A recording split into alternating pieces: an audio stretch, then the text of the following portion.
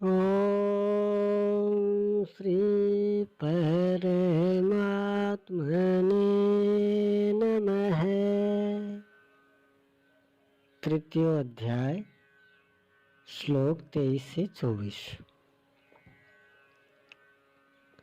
यदि ये हम वर्तेयम् जातु कर्मण्येतन्द्रितः मैं वर्त्मनुवर्तन्ते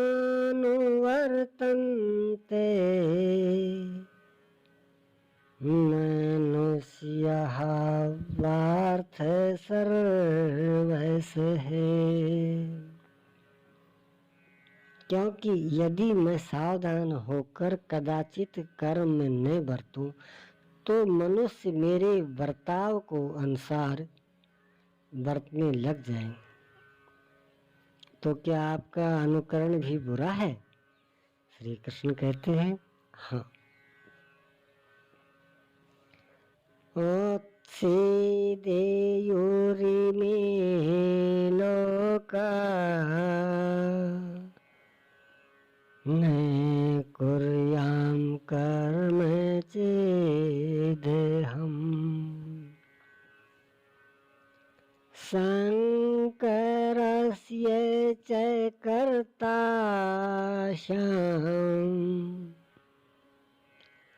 उपहन्यामि महाप्रजाः।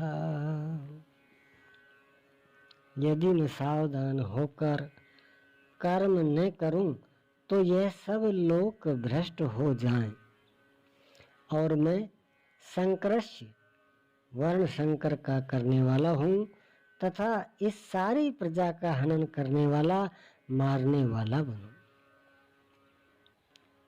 स्वरूप में स्थित महापुरुष सतर्क रहकर यदि आराधना क्रम में न लगे रहें तो समाज उनकी नकल करके भ्रष्ट हो जाएगा। महापुरुष ने तो आराधना पूर्ण करके परम नैश कर्म की स्थिति को पाया है। वे न करें तो उनके लिए कोई हानि नहीं है, किंतु समाज ने तो अभी आराधना आरंभ ही नहीं की। पीछे वालों के मार्गदर्शन के लिए ही महापुरुष कर्म करते हैं। मैं भी करता हूँ। अर्थात श्री कृष्ण एक महापुरुष थे, न कि बैकुंठ से आए हुए कोई विशेष भगवान। उन्होंने कहा कि महापुरुष लोक संग्रह के लिए कर्म करता है, मैं भी करता हूँ। यदि न करूं तो लोगों का पतन हो जाए, सभी कर्म छोड़ बैठेंगे। मन बड़ा चंचल है, ये सब कुछ चाहता है, केवल भजन नहीं चाहता। यदि स्वरूपस्थ महापुरुष कर्म न करें तो देखा देखी पीछे वाले भी तुरंत कर्म छोड़ देंगे।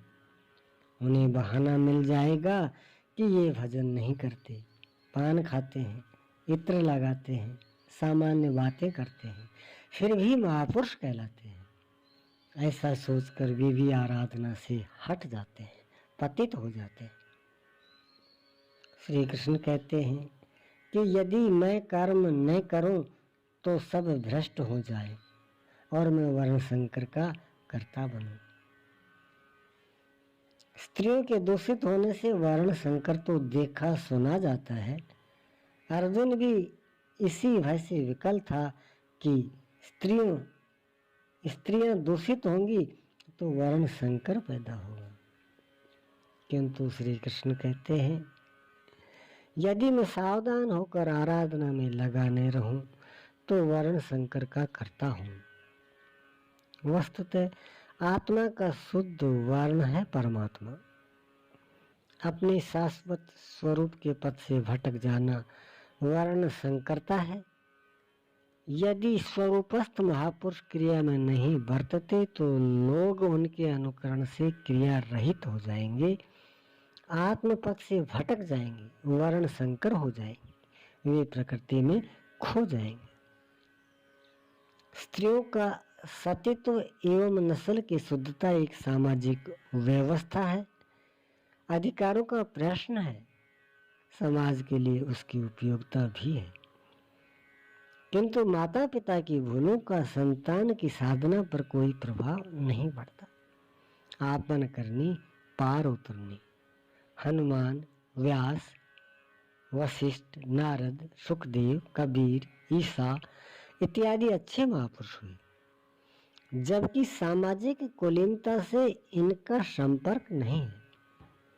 आत्मा अपने पूर्व जन्म के गुण धर्म लेकर आता है। श्री कृष्ण कहते हैं, मन है षष्ठानींद्रियाणि प्रकृति स्थानी कर्षति। मन सहित इंद्रियों से जो कार्य इस जन्म में होता है, उनके संस्कार लेकर जीवात्मा पुराने शरीर को त्याग कर नवीन शरीर में प्रवेश कर जाता है। इसमें जन्मदाताओं का क्या लगा? उनके विकास में कोई अंतर नहीं आया। अतः स्त्रियों के दूषित होने से वर्ण संकर नहीं होता। स्त्रियों के दूषित होने और वर्ण संकर से कोई संबंध नहीं है। शुद्ध स्वरूप की ओर अग्रसर न होकर प्रकृति में बिखर जाना ही वर्ण संकरता है।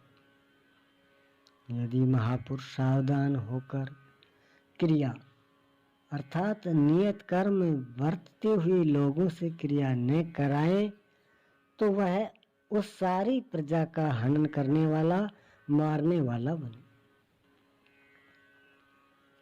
साधना क्रम में चलकर उस मूल अविनाशी की प्राप्ति ही जीवन है, और प्रकृति में बिखरे रहना, भटक जाना ही मृत्यु है। किंतु वह महापुरुष इस सारी प्रजा को यदि क्रियापथ पर नहीं चलाता, इस सारी प्रजा को बिखराव से रोककर सतपथ पर नहीं चलाता, तो वह सारी प्रजा का हनन करने वाला हत्यारा है, हिंसक है। और क्रम से चलते हुए जो चला लेता है वह शुद्ध अहिंसक है।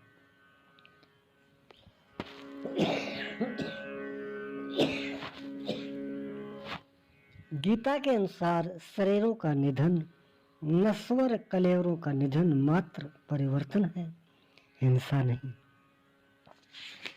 ओम श्री सद्गुरुदेव भगवान की